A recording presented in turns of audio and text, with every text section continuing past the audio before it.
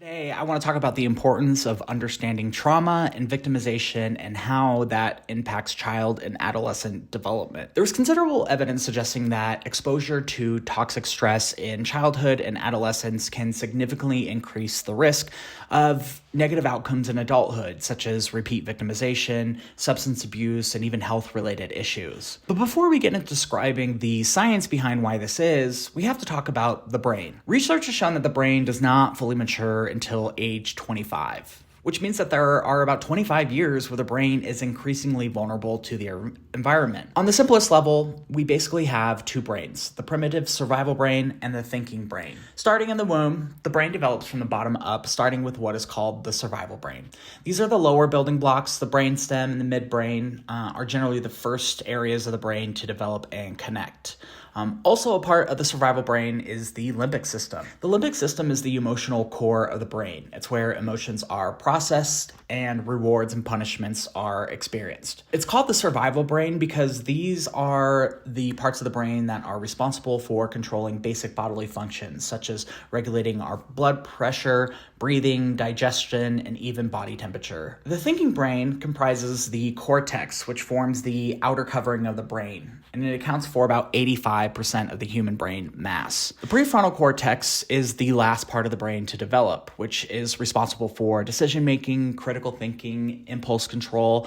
It's where our personality comes from, who we choose to mate with, what kind of music we like, where we live, our food, what kind of TV shows we like. And so with the two brains, it's important to note that the primitive brain is physiologically faster than the thinking brain, which makes sense. The faster one reacts to a dangerous situation, the more likely they are to survive. This is what we know as the fight or flight response. Our survival instincts kick in much quicker than us being allowed to think about whether or not what we are experiencing is a threat and how we're supposed to handle that threat or the situation.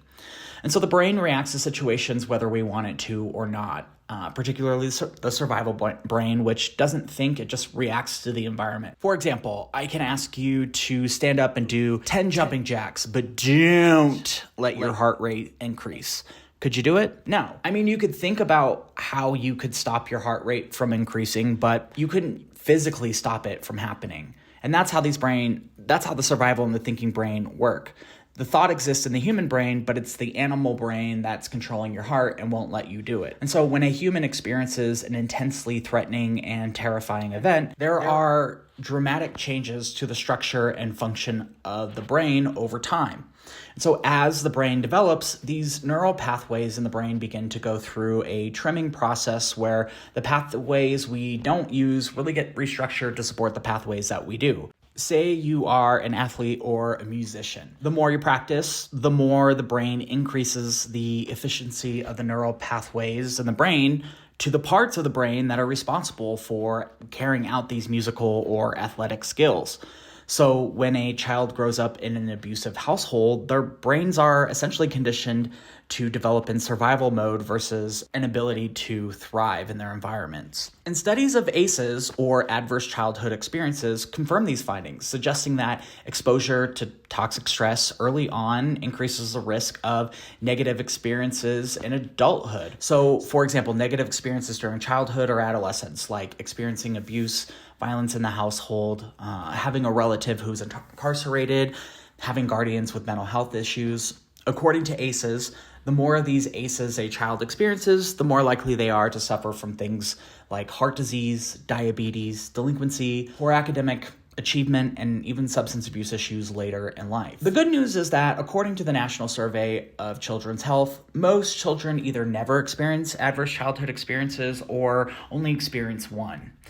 About 1 in 10 children, however, experience 3 or more ACEs during childhood, which suggests that 1 in 10 children are at a much higher risk for negative outcomes such as delinquency, substance abuse, mental health issues later in life. Now, this does not mean that people who experience child abuse and neglect are automatically going to have negative outcomes in life. It means that without early interventions, the odds of experiencing these negative outcomes later in life is much, much higher. And drawing from the neurobiology of trauma, if children are frequently exposed to stressors in the home or the community, Their bodies spend more time in survival mode, which can lead to overreactive stress response systems. And because the survival brain operates much quicker than the thinking brain, people with greater ACEs react differently to everyday stressors, and especially trauma.